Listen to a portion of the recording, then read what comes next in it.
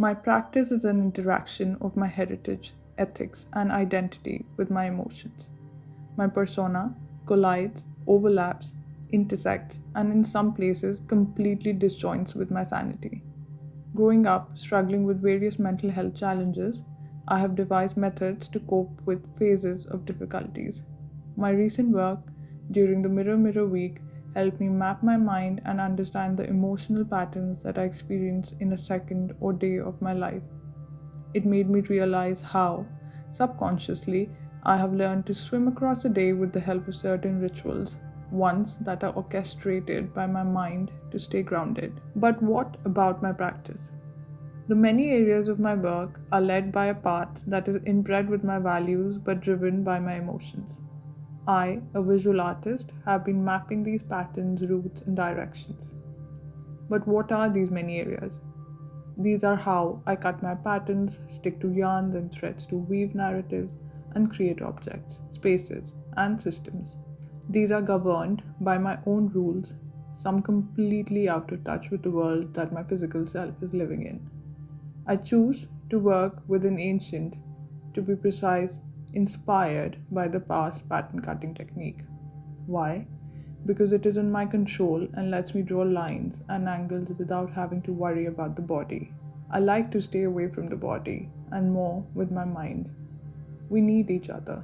I choose to work with yarns and thread, to weave and build tapestries because it is freeing, rhythmic, warm, and reminds me of my homeland. Reminds me of my mother and grandmother.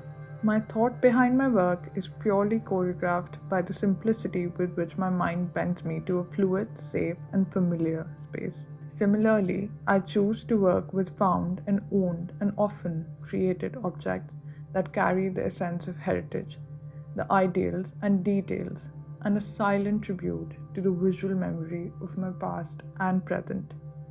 Currently, I'm building a body of work through narratives, performances, and visual texture. The idea is to take one into my mind and soul. It would be the essence of everything that I am and what I experience through physical tools and interactive pieces. I've come far from fashion. I feel a distance between us. Although the nuances with which each object, film, space, or ritual is executed will have a subtler sense of my aesthetics as a human of passion. In the background is a plethora of borrowed and personal research that lends to all that I speak about. Each area of work, like patterns, worlds, systems, rituals, objects, memorabilia, tapestries, weaves, and more, will be soaked from this pool of research but will never have power over my mind. Ultimately, it would be how my mind acts and puts any of this together.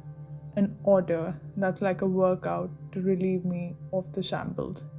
The goal is to, for once, not set rigid goals and rather set harmony, a pace that heals my broken self and maybe makes a difference for the audience too.